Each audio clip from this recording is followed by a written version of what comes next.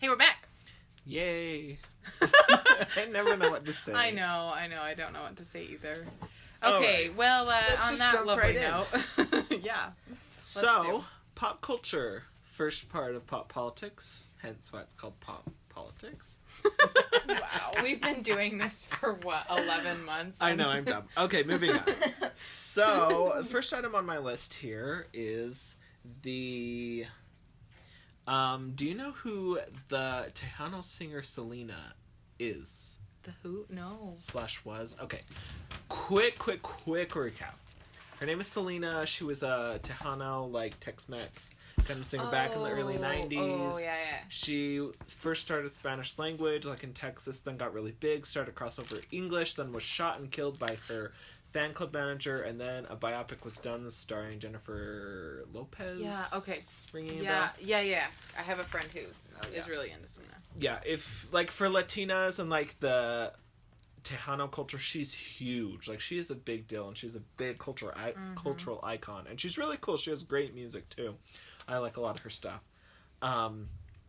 But they honored her with a star on the Hollywood Walk of Fame this past week. Really? Yeah. So she died in 1997. She was shot, like I said. Mm-hmm. Very sad, very tragic. I think her killer is still in jail, by the way. Well, that tends to be the case when you kill someone. Yeah, doesn't it?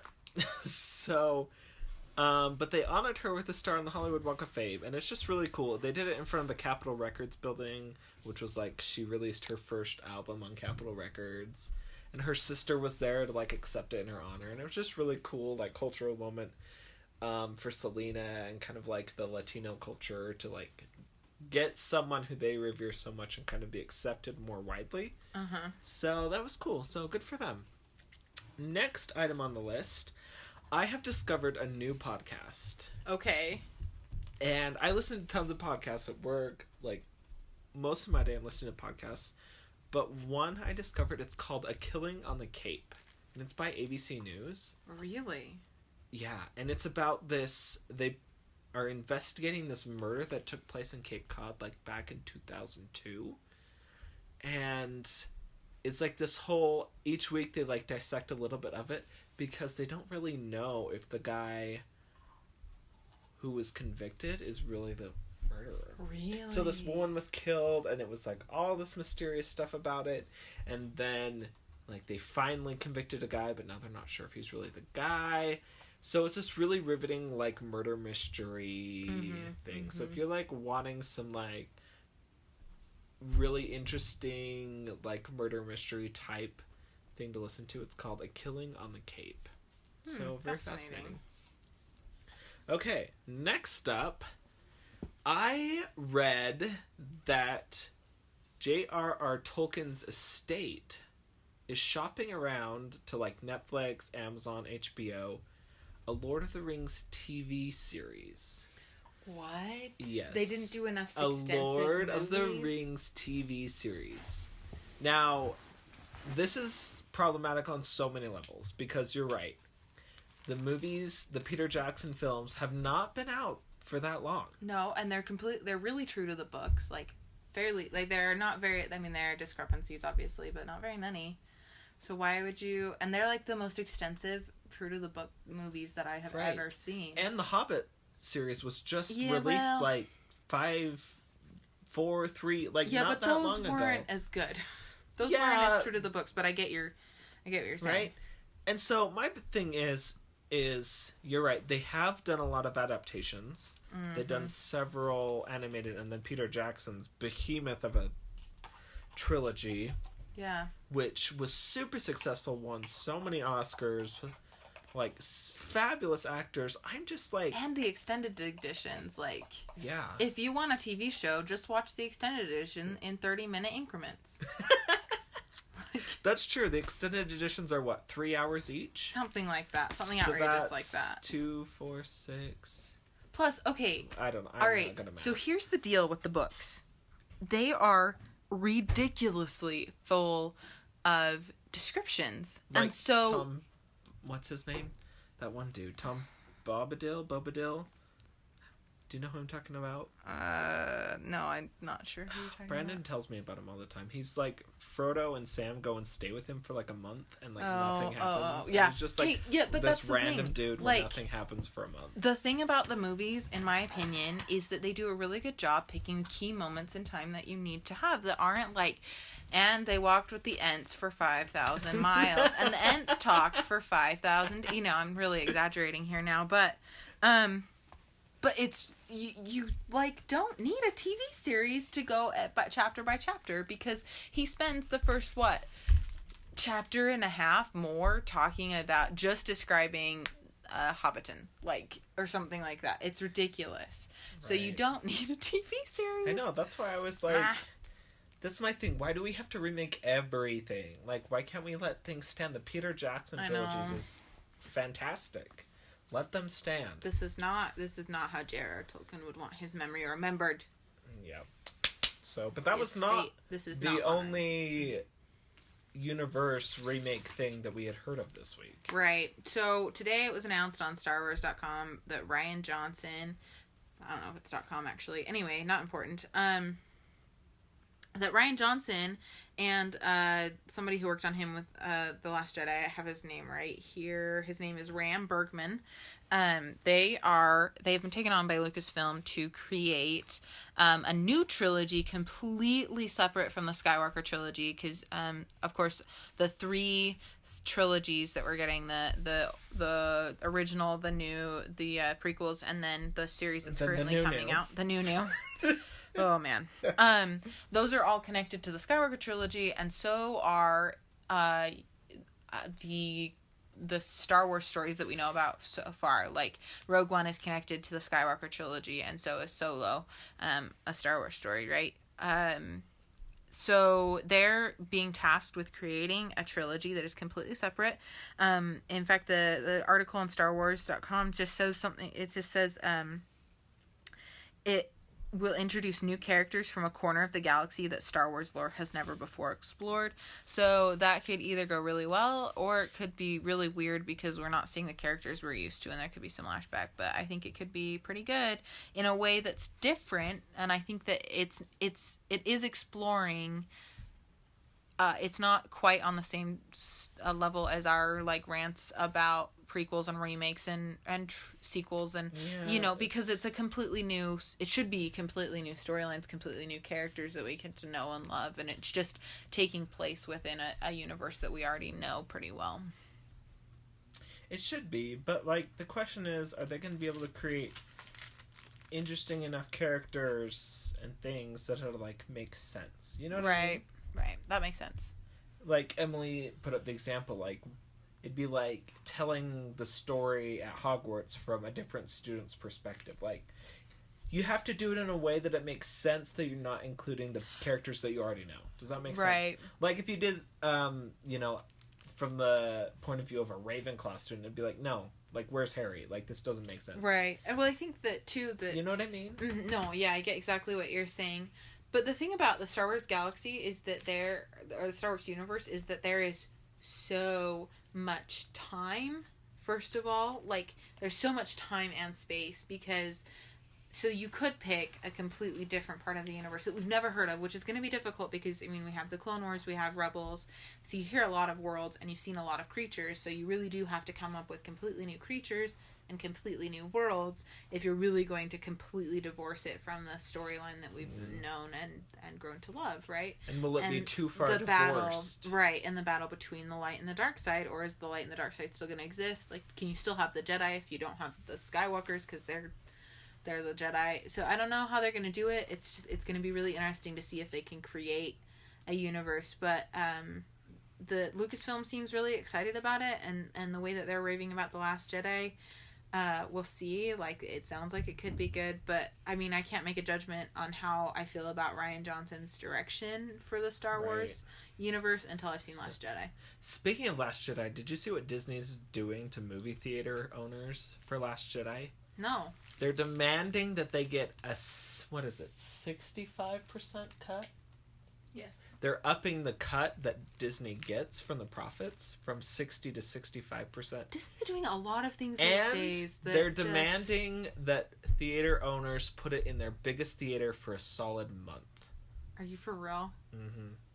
So, like, Emily was saying, like, what are these small-town theater owners supposed to do? Yeah. Like, if you live in a tiny town with 500 people, like, that 500 people is probably going to see it in the first 2 weeks. Yeah, then what do you do? You know what I mean? It's just like Disney.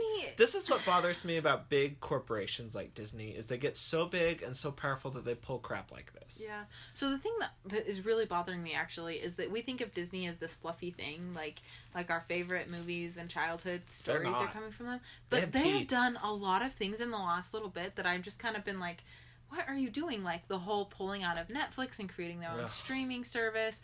This now, and then there's also the feud with the LA Times. Yeah, we'll get to that, which we're gonna get to later. But just that they're doing a lot of things that, like, I wonder how much they can pull, because they have been around for so long and they've been they're a part of all of our hearts. Like, I wonder how much crap they can pull before we do something about it. Like before the public is like, actually, no. This is not okay. Yeah.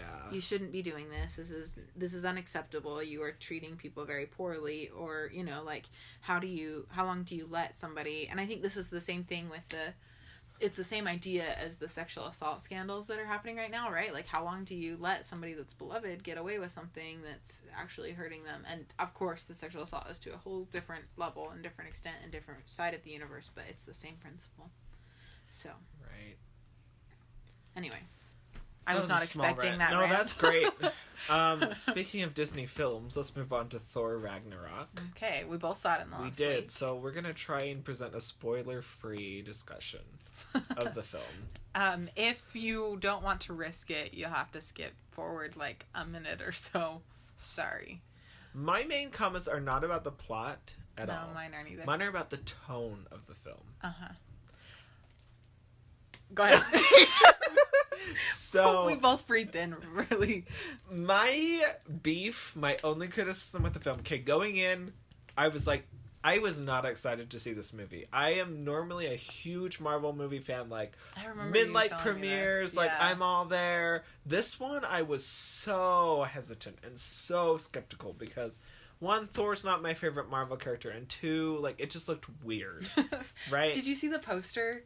Like, the poster is an explosion of colors that you don't like it's psychedelic, so bright, and you just wonder where all those colors come from. I was not excited to go into this, but I lightened up. I tried to go in with a fresh mind, and like the plot and the story was good. It was a Marvel film. It was good. It was what you expect. I enjoyed it. But I didn't like the tone. I thought they were trying to be too funny. Really? I feel like they were tripping over themselves trying to be funny at every stinking moment that it fell flat on its face. Okay, so I did some reading about this because I actually enjoyed it.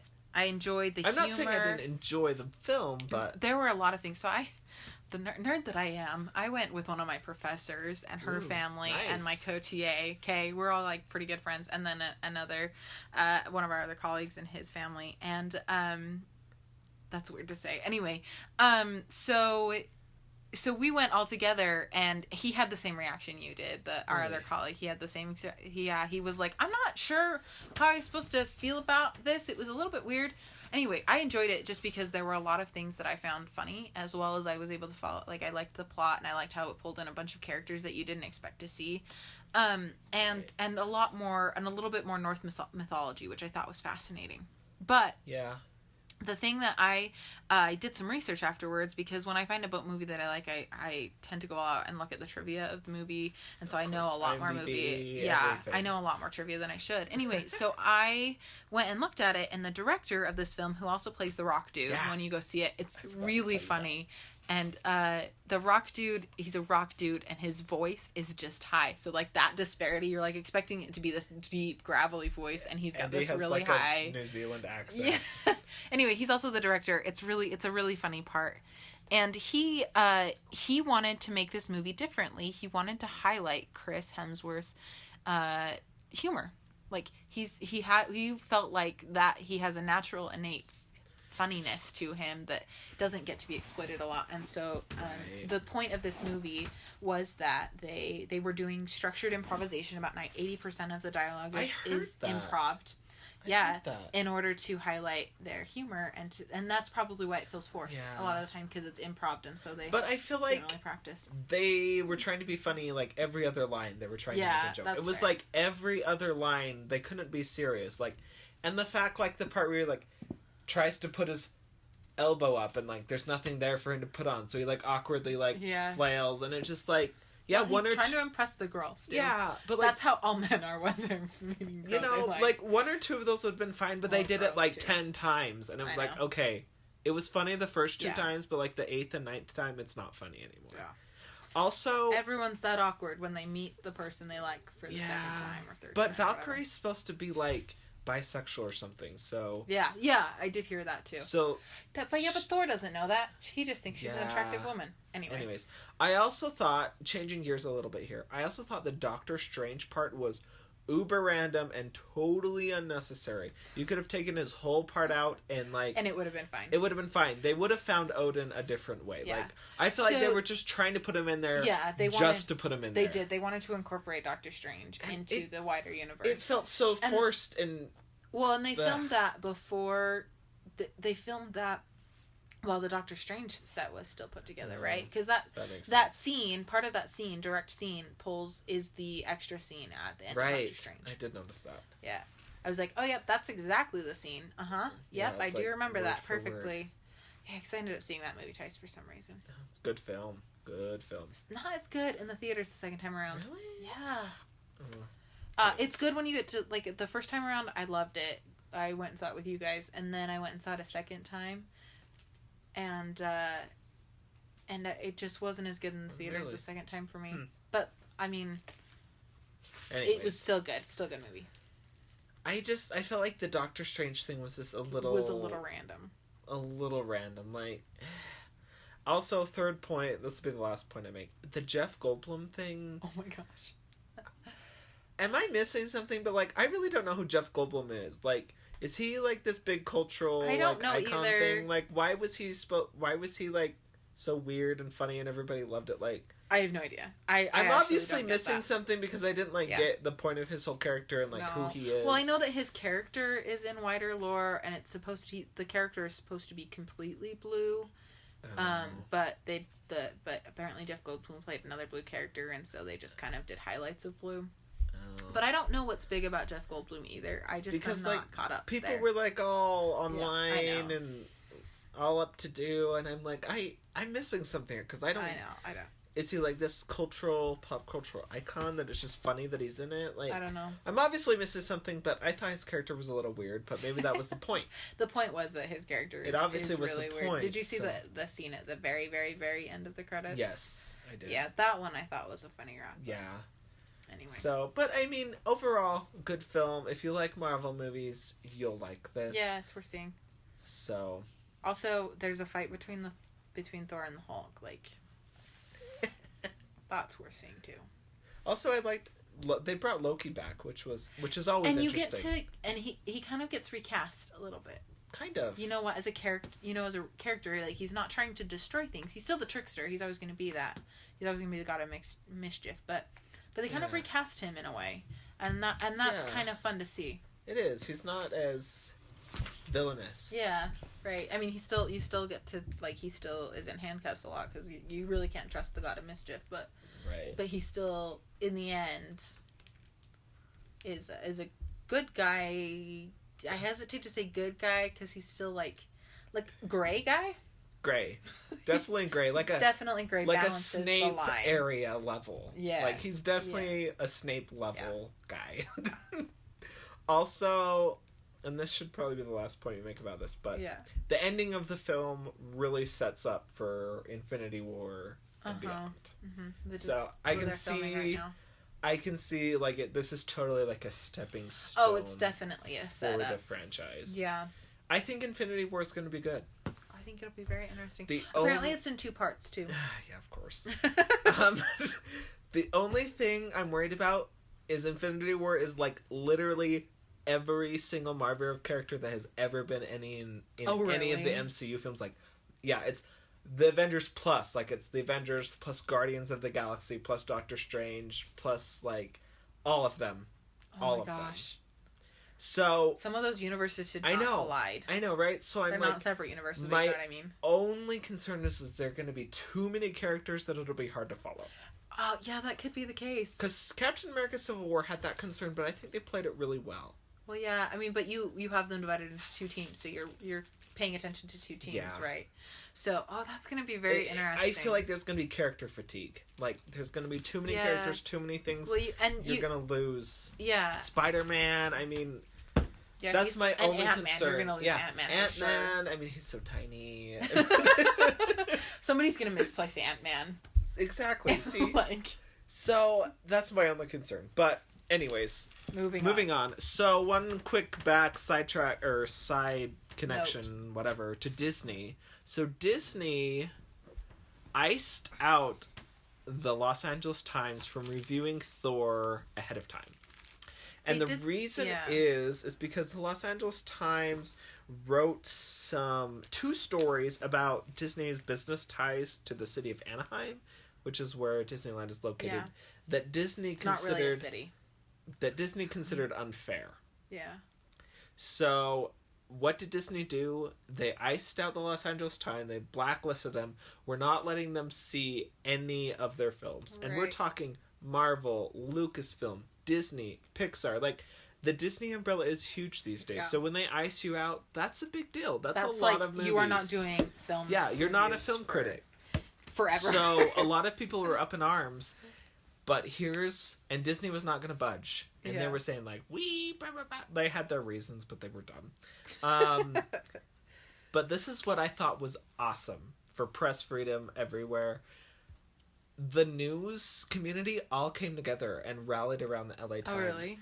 Yeah, a bunch of film critic associations all came together and said, we're not reviewing Disney films, and we're not going to give any consideration to Disney films for year-end awards. Whoa. So they said, we're not giving any awards to Disney films, like not even considering them. Then the New York Times came out and said they would not review any Disney films until the LA Times was given back the privileges. Fascinating. The New York Times, and if you're Disney, like, the New York Times is a big megaphone. They're a big bat. Like, they have a wide swath. And if you're Disney, you want the New York Times to write about your film. You want the New York Times to tell everybody to go out and see it because they have a big net. They have a big following. So... Well, and it's not just... it's international, too. Right, yeah. Like, the New York Times is that buzz. a big deal, okay? Yeah, big deal. So, once a big deal, also the Washington Post came on, AV Club, like, a lot of news organizations came together and said, we are boycotting until Disney lifts this ban. So, crazy. finally, after all this pressure, Disney lifted the ban. So, the Los Angeles Times is now back in semi-good graces with Disney. But you have to look at it. The Los Angeles Times is based in Los Angeles, Southern California. Like, Disney is going to be a big beat for them. Like, sure, the New York Times is going to, like, cover Disney's business side a little bit. Yeah. But, like, of course the Los Angeles Times is going to cover Disney's business side because that's their beat. That's where they are. It makes sense. And you can't just, like, ice somebody out because they wrote a story you don't like. That's what dictators do. Am I wrong? Well, Disney, you're not wrong. Disney's trying to become the dictator of the They film really are. industry. They're trying to become a media dictator. And it's like, no, you can't just do whatever you want. Yeah.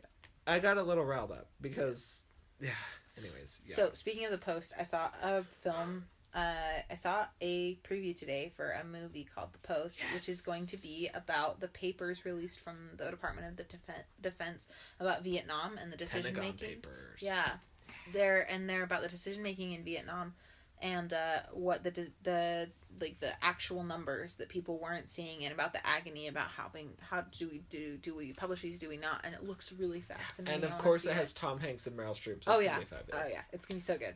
I think it looks good too. So good. I want to go see that. Anyway, I don't know when it comes out because I didn't pay that close attention. Around Christmas. Really? Mm-hmm. They're just starting to hype it now? I've heard hype a little bit, but yeah, they're just... This is the first trailer. Maybe I'm wrong. Let me do a quick search. You'd think they've been hyping something like this way Um, earlier. Yeah, December 22nd. Well, and the thing about Steven Spielberg's directing yeah, it too. and it's about the woman. I think she runs the Post. Is that right? Or she did. Yeah. So one of the main characters is a woman who's like the first woman running a major newspaper, and that's also part of the angst. So, anyway, it looks like really fascinating, but we don't have time to talk about that. The next thing on our list, and the last thing in pop, is we both saw this week that the company that is that released Pokemon Go, right? That a alternate universe. What is it? Augmented reality. That's what it's called. Thank you. I was like AR. I don't remember what that stands for right now. Anyway, they the game, they have announced that they're going to release a Harry Potter AR game in 2019. Is that right? I can't remember. I think it's 2019. Soon. Sometime in the next couple of years. 2018. So, which that'll be very interesting. I'm kind of excited to see how that'll go. So, that's something to look forward to. Yeah, like, that'd be cool. Mm-hmm. Also, like, this is part of a new company called Portkey Games. It's going to be releasing a lot more Harry Potter themed games. So, that's interesting. Mm-hmm. All right. Well, moving on from all of the pop, we're going to go to politics. It's been actually a busy week. It has. Let's go to Asia. Let's do that. So Trump went on his, what is usually an annual presidential trip to Asia. It's Trump's first trip to Asia. He started It's a big trip. It's a really big trip. He started in Japan on Sunday and Monday, and then he went to South Korea for Tuesday, and he's been in China for Wednesday and today. It's been pretty busy. It's been pretty interesting. So, kind of the basic gist I'm getting, in Japan, South Korea, and China, they have rolled out the red carpet, sometimes literally completely, for Trump, giving him these lavish welcome ceremonies, and treating him to lavish meals, treating him like a to king, places that they don't normally go. Like in China, they've been in the Forbidden City, which isn't really forbidden. Like, it's just called that. Right. Every time I hear it, I'm like, they shouldn't be able to go there. But then they talk about the thousands of tourists that go there every year, and I'm like, oh, okay, that makes sense. So they took him to dinner there, which apparently no sitting president has done. In the U.S., any sitting U.S. president, excuse me. And, I mean, it's just been, this big deal. So, in Japan, the first thing, they got off the plane, and, that's what I was going to look up. So, Shinzo Abe had these, white baseball caps made that said, let's see if I can find them, because it's just funny. You have to know, exactly what it is. They're the Trump hats. They're a play off the Trump Make America Great Again hats. So they say, hold on, loading.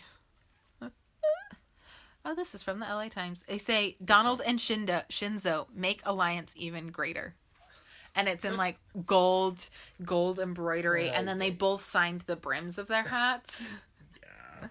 So that's nice. And then they went golfing, okay? And this is funny. This has nothing to do with policy that's being discussed, because there's big policy being discussed, like North Korea and trade policy and all this other stuff. But this is what's funny. So they went golfing because that's what Trump does, right?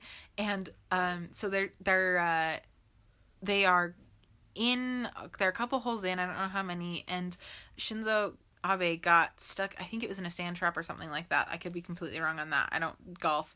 And he hits his ball out of the sand trap, and they're moving on, and Trump walks away, and Shinzo's got to get out of the golf course, and he steps onto the lip of the grass from the sand and somehow loses his balance. You can kind of see him do a little dance from the clip I saw from a Japanese news source. And he does this little when you're trying to get your balance and you move your feet really quickly in the 3 triangle step, and he completely head over heels falls back into the sand trap. And Trump had no idea, like, did not even notice, didn't look back to see if Abe was with him. So this, like, aide runs over to Abe and, like, helps him get up and get out of there. And he doesn't even take the time to brush off. He just catches up with Trump. So he's, like, covered in sand. And apparently Trump didn't say anything about it, didn't ask him if he was okay. Like, nothing. Was completely oblivious to the entire event. So it was just funny.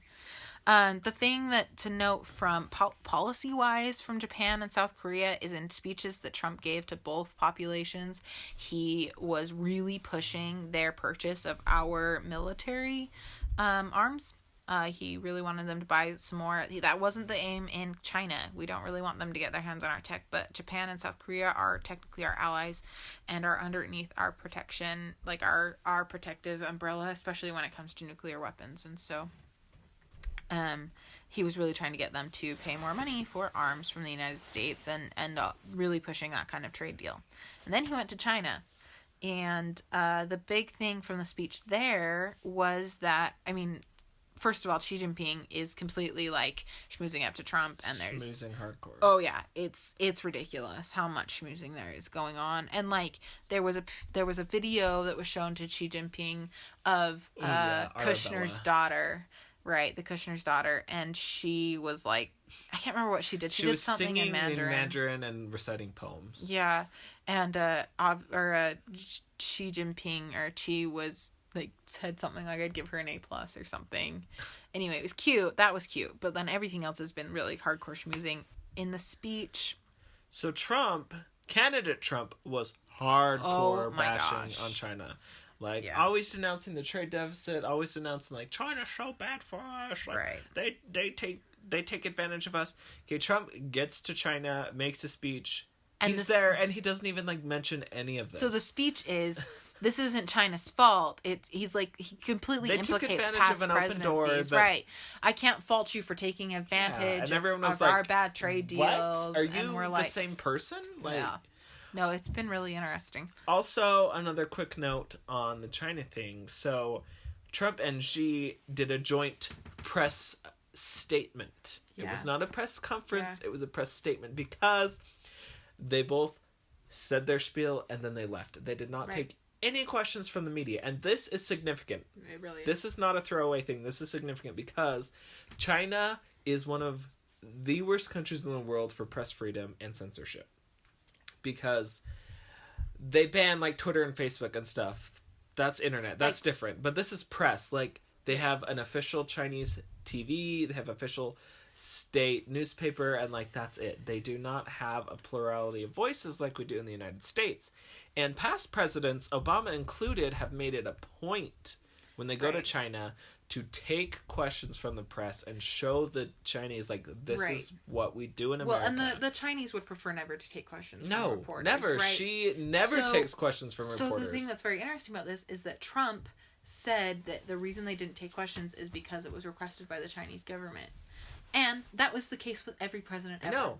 That was the case with every Chinese. But you're right. Like, every president in the past has made it a point and secretaries of state too. To open it up to questions to show that light of democracy, right? And so this like idea that Trump wouldn't take questions because it was asked of him by the government just shows that he's not willing to stand up for democracy. He's not. He's not willing to bat for press freedom. But that might be broad strokes. But definitely, it's a signal that we haven't sent before ever. I saw a quick anecdote from Jay Carney, who was Obama's second press secretary. The Chinese, they had the same situation. The Chinese refused to take questions, and Carney said, "Okay, Obama's not going to show up unless you take questions." Like, he threatened them. He's like, "We're not showing up unless you take questions." Like, they went that far to, like, throw off a major international trip just to prove this about press freedom and democracy. So, the fact that the Trump administration was like, "Okay, like, that's fine." I mean, you undermine years of hard work and precedent setting. Completely undermine it.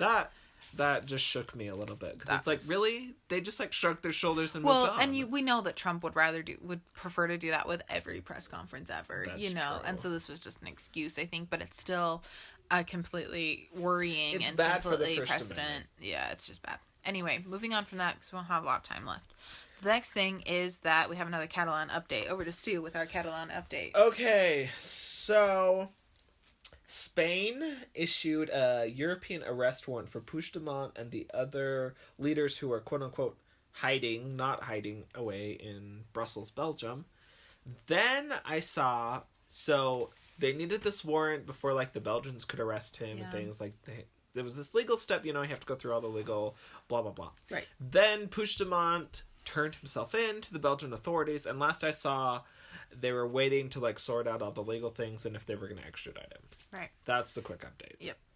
In the meantime, Catalan is under Spanish control. Moving on. The next thing is that Saudi Arabia had a completely unprecedented shakeup. Like, it completely shook all of us who follow anything like this. So the Crown Prince, Mohammed bin Salman, who is their defense, like, secretary, is our Minister. correlative. He's their defense minister, and he over the weekend, he's the Crown Prince, too. yeah, he just took some steps, and he's a little bit radical. Like, he's the one who's been directing the civil war in Yemen, from the Saudi perspective, like supporting the government of Yemen versus the Houthi rebels who are supposedly supported by Iran. I have yet to see that completely substantiated. Anyway, not important. But he's been doing a lot of radical things that are not usually accepted by the Saudi Arabian public. So Saudi Arabia is actually a very different kind of country. It very much takes after the Arabic way of doing things, the tribal way of doing things, where you come to a consensus between, like, usually the whole tribe, but in this case it's the ministers and the royal family, because there are a lot of them.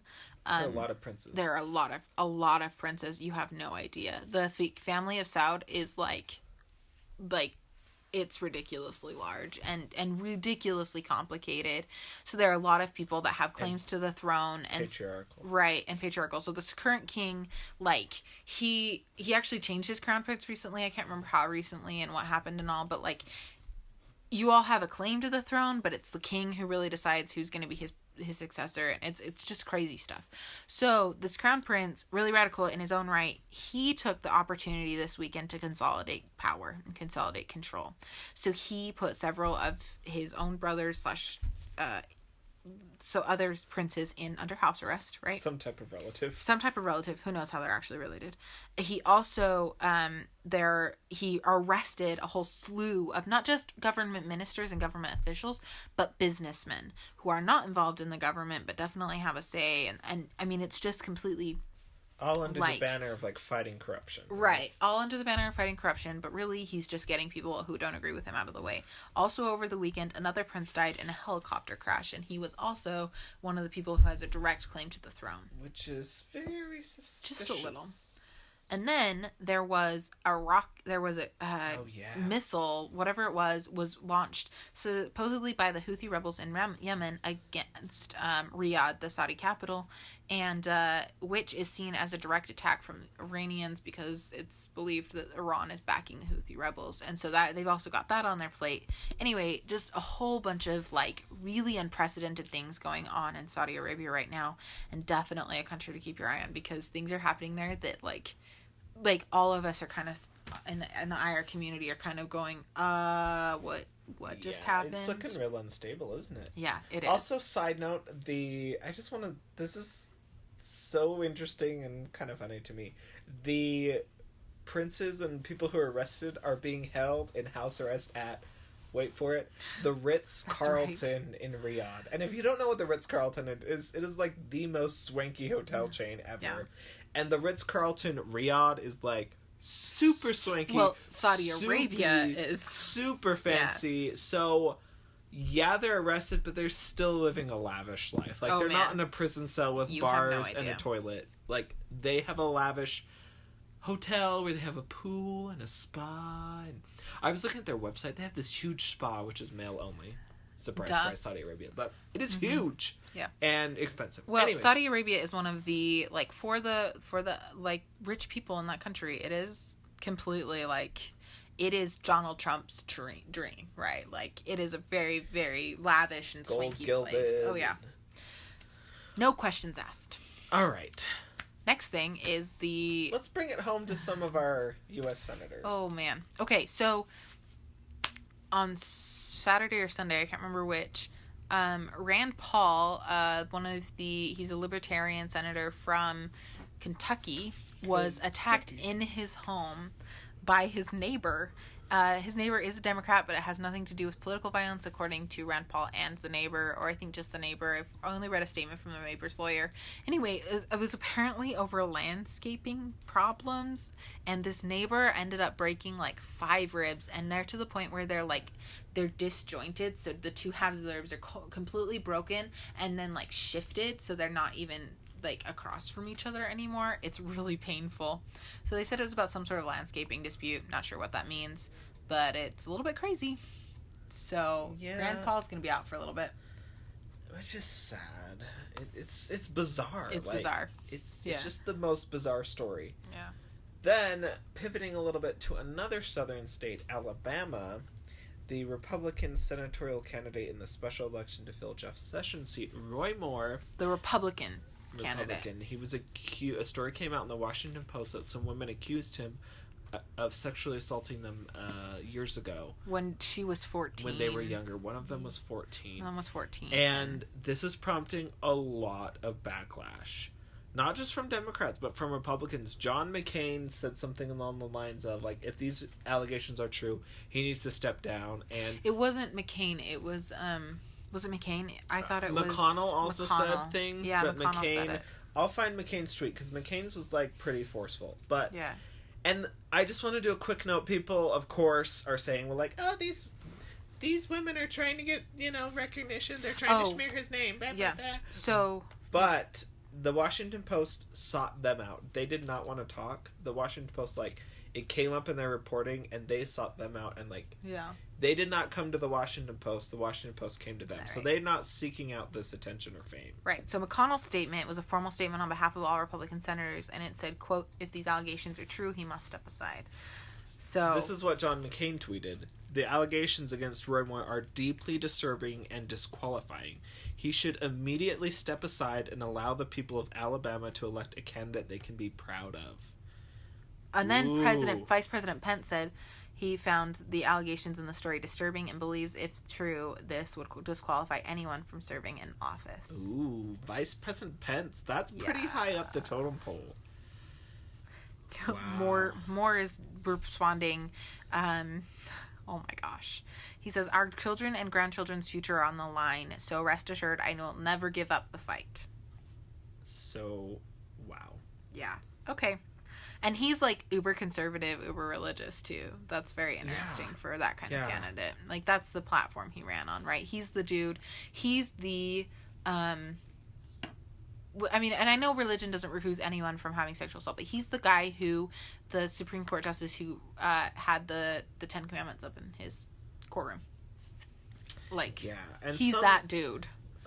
There's some outrageous comments that, like, I think it was the state auditor of Alabama, or one elected official in Alabama said some crazy stuff, and he was just like, yeah, he wasn't married, and he wanted to date, so what's the big deal? And everyone was like, he was 32, she was 14. That's really, the big deal.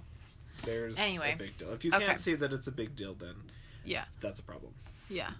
Okay. Anyways, it'll just be interesting to see how this all plays out. If he jumps out, the special election is next month, so if they try to like do a different candidate, there's not a lot of time to do that. Right. And if somebody wants to do like a write-in, like there's so many unanswered questions. Right. Would Luther Strange, who lost in that prime election, would he be the...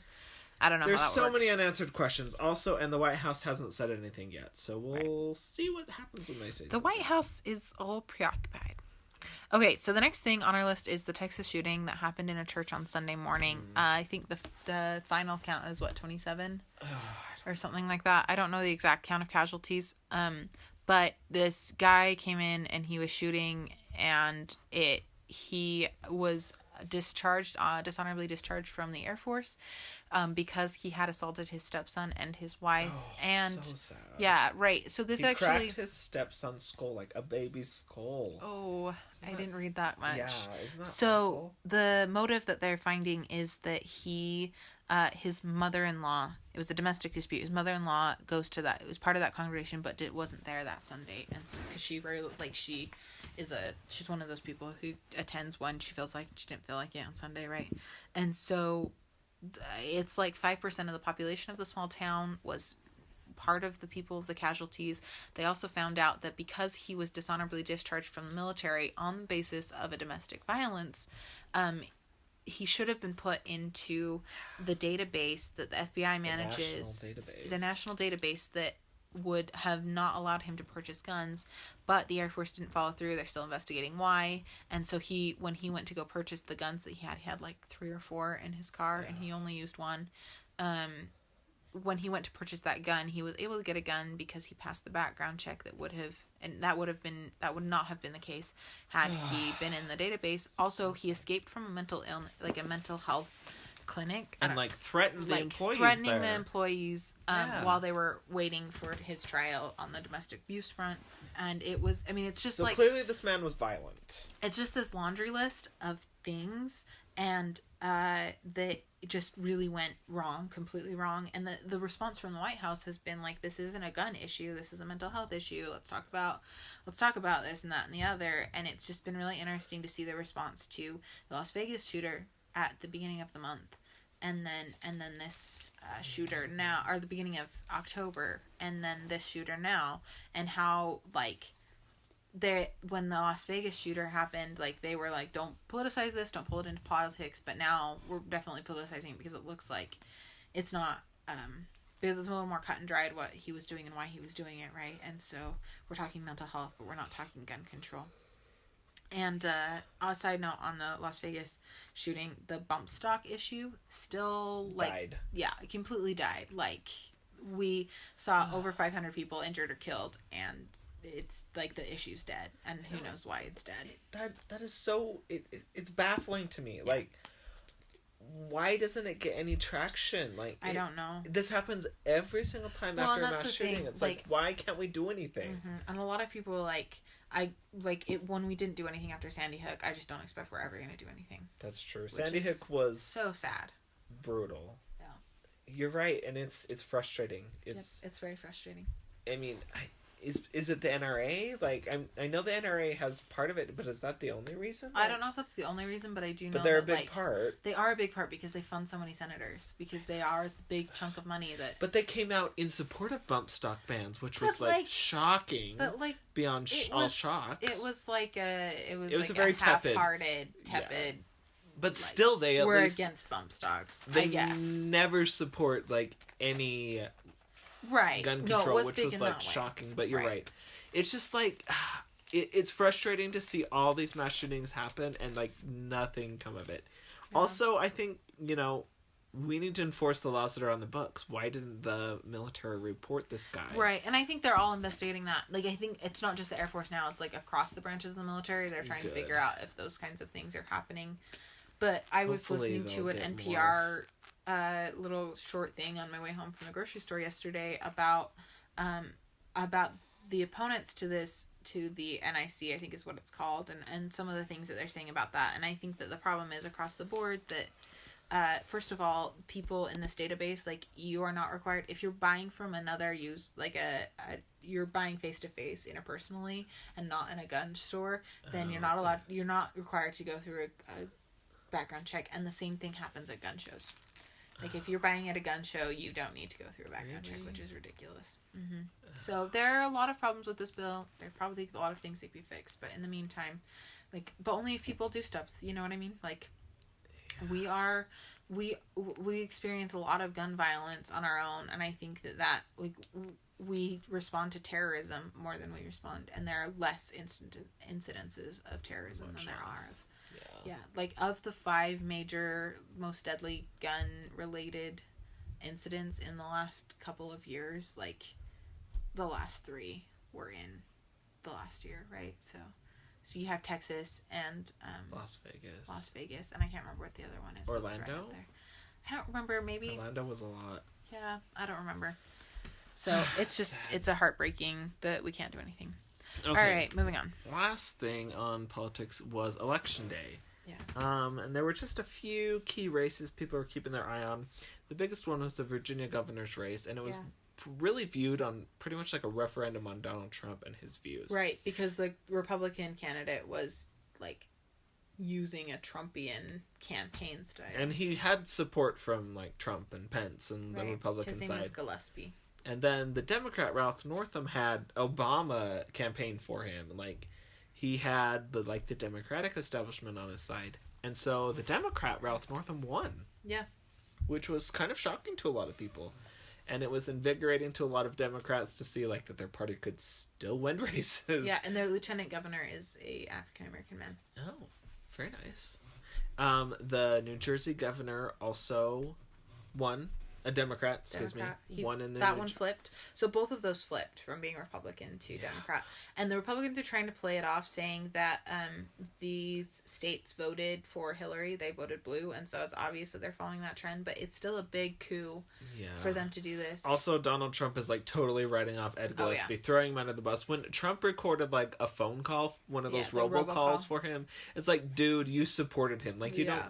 And now he's just throwing him under the bus, like, he didn't stand for me, blah, blah, blah, He didn't espouse my beliefs and my values. Like, dude, what values, really? first of all? And second of all, yes, he did. So, because he, like, had the attack ad I've seen the most is that Northam's going to take down your Confederate, I'm going to be there, the Confederate statues. I'm going to protect them. And then he has this weird ad about, with fireworks. It's weird. Anyway, so the other thing that was very fascinating that we were seeing in returns is that Virginia elected its first openly transgender delegate, its first open lesbian delegate to the state Congress. There were 2 Hispanics that were elected in Virginia, which was pretty big. I mean, there was a city in South Carolina that elected its first African American woman mayor. It's just been it was a really good election for diversity and for the Democrats in that respect. That there was a lot of diversity. The first Sikh mayor was elected in a certain state. First what? Sikh mayor. It's a way of it's a religion. It's a culture. Oh. They are often mistaken for Muslims, I guess. Yeah, because they wear the men never cut their hair and they wear it in a turban on top of their heads. Oh. Yeah. I did see. Was it in Minnesota? I don't remember. I know. I remember seeing them. There were. I remember seeing things about that. And I can't remember. I don't have an exhaustive list memorized. I've just seen a lot of it in the last little bit. But they're Montana elected its first. Some first. I'm pretty sure, and right. It's been it was a little bit more local here in Utah. The 3rd district, John Curtis, the Republican, won to replace Jason Chaffetz. Yeah. But did you know he has to run for re-election next year? Yeah, he would. I didn't know that. Just because of the way the House thing goes as a special election, it's just to fill the end of Chaffetz's term. Yeah. So he basically has to just turn around and run for re-election again. So he's the Provo mayor who is actually more middle of the road Republican. Right. So. Also, he could be sworn in as soon as Monday. They're saying he could be sworn in like that, and usually they wait till January. They wait for 2 months, but they're gonna swear him in within a week, and everyone's like, "Whoa, that's crazy." They need him. They need the votes. You're right, but it's just shocking how fast they're trying to move on him.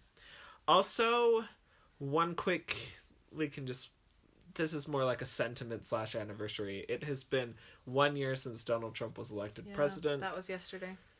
And it's just kind of interesting. The 8th. It's 2 days ago. Yeah, it was this week. Whatever. It was this week. Today? I can't remember. I don't even know. I think today's the 9th, so it was yesterday. Okay. But it's just kind of interesting to see people online kind of reflect on the anniversary in the last year of Trump's presidency. A lot of think pieces going on.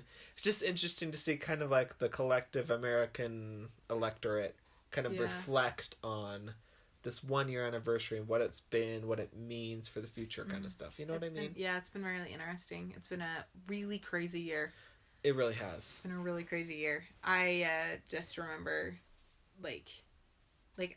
I don't think that I could have predicted this. No, I know I couldn't have predicted this year as I sat watching the returns come in. No, nobody thought this was crazy. Gonna happen. It's been absolutely bonkers, but it's been very interesting. I read Esquire magazine did this fascinating oral history of everything that happened on Election Day 2016, like the 24-hour period. And they interviewed people from the Trump campaign, the Clinton campaign, people, news reporters, like so many people all giving their perspectives, and it was fascinating. So if you want to relive that day, go look at the Esquire's oral history. It was so fascinating just to hear like what everyone was doing and how they viewed it from their perspective. It was really well done. Yeah. The thing I just remembered is the mannequin challenge was a thing this time last year. Do you remember that? Hillary Clinton did it as like one of her last things. I can't believe that. About that. Did you? Yeah, that was actually a really clever video. Like when I saw that, I was like, way to go, Clinton campaign. Like, that's pretty good. I still get that thing. That's such a weird challenge. Anyway, all right. So that concludes our politics section. And now we will finish with a short discussion of Harry Potter and the Goblet of Fire, because I finished that and watched the movie recently. I am just cruising through, and so now this is our discussion of the fourth book. So, let's see, where to start? What am I most... It's interesting, this book, like, how much happens before he even gets to Hogwarts. Yeah. Right. Because most books, it's like, oh, he's at the Dursleys for like 2 seconds, and then he's on the Hogwarts train. But this one, like, he's at the Dursleys, then he goes to the Weasleys, and then it's the Quidditch World Cup, and it's like all the drama with the Death Eaters. Like, so much happens before he even gets to Hogwarts. Right. And it's just, like, shocking and kind of cool to see, like, stuff outside of Hogwarts. Right, and this is the first time we hear about the Dark Mark, and we meet house elf that's not Dobby, and and a lot of other things. Sadly cut from the movie. There's a lot. That's right. Winky's not in the movie. Winky is totally written out. Hermione's whole spew storyline is totally written out of all the movies. Ludo Bagman is totally written out of the movies. He would have been a fun character. He would have, and I kind of think he's semi-central to the plot of the fourth book. He's kind of crazy. So, but yeah, and this is the year that Hermione starts her whole house elf crusade, and I don't know about you, but like I feel like that's a big part of Hermione's identity and who she is, and it's totally written out of the movies. Yeah. Well, and it drives her future career. Like it does. The advocating for the people who can't advocate for themselves, right? So, you're right. So, Stuart, do you like the fourth book more after you've read it now than when you just had the movie as perspective? I do. There's a lot more that goes on.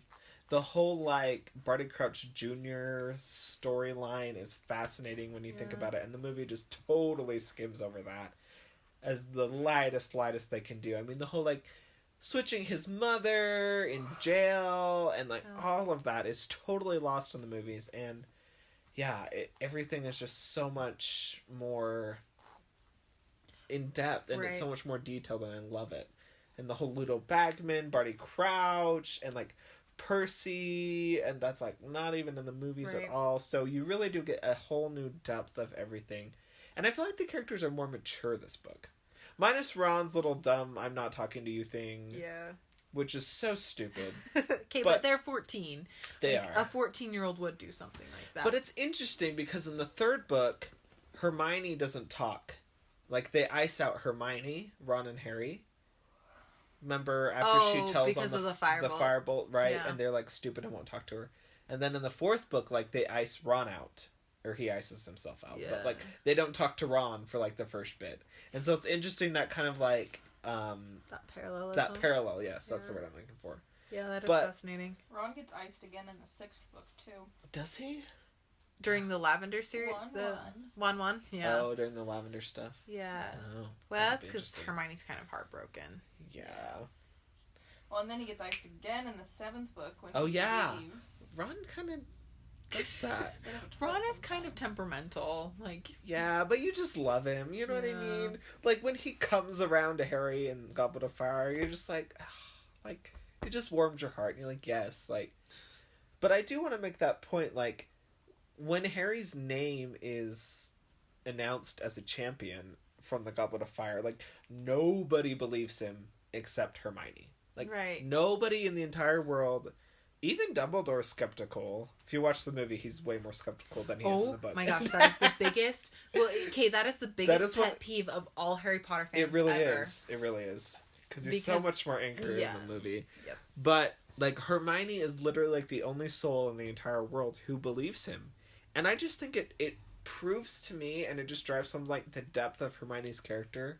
And, like, the loyalty and bravery. Like, it just proves that she should be in Gryffindor. Like, she's loyal, and she's brave, and she'll stick up for her friends, even if nobody else believes. Right. And it also, like, I think that this book a little bit more highlights, like, Harry and Hermione's brother-sister relationship. Yeah. This is where you kind of see it more Yeah. as a familial relationship other than just as friends, right? Yeah. So- That's What- a great point. Yeah. Despite what Rita Skeeter thinks. Oh my gosh, Rita Skeeter is the actual worst. She was the worst until Umbridge came around. And then, yeah. That's true. Well, and that's just the thing. The thing about Rita Skeeter is that you kind of get a highlight as to she starts you on the path to really seeing what happens when news is reported unfairly, and what happens when the press is controlled by someone who wants a Has a sensation, vendetta. wants sensation, or has a vendetta, or wants to print a sensational story, and so it's factually inaccurate. Like Harry and Hermione didn't date, and that kind of thing that Rita just like pulls out, and then the unethicalness that sometimes happens, like Rita hanging out in her Animagus form, which is not registered, and all that stuff just to listen in. How does she get hold of all this information that is super private?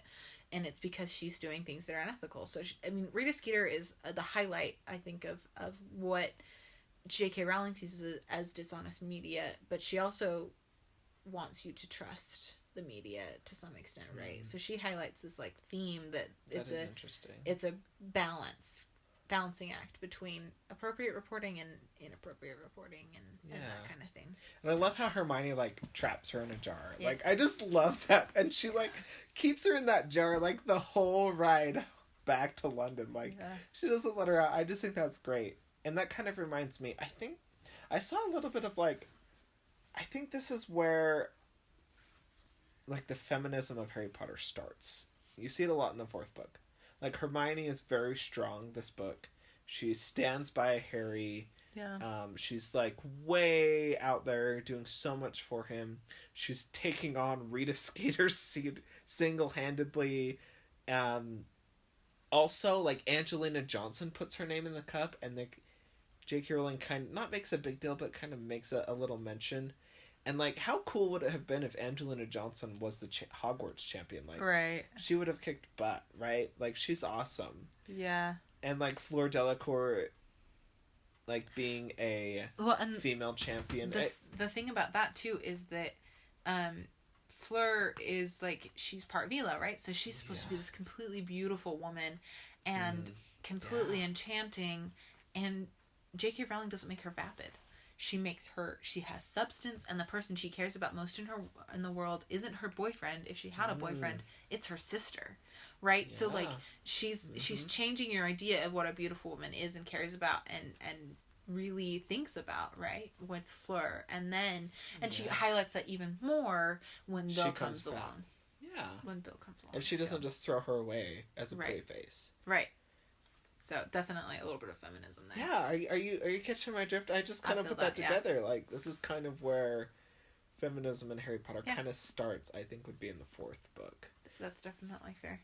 You could say maybe a little bit in the third one with Hermione, but But I think that, so I know you've probably heard this before, but like people who read the Harry Potter books growing up tend to be a lot more progressive in advocating for human rights and be a little bit more feminist and a little bit more open-minded just because of the themes found in that book, which is just a really good testament to what she created. But I think you're right. I think in the fourth book, J.K. Rowling is really coming into her own in that she's no longer trying to sell these books. Like, people want these books now, right?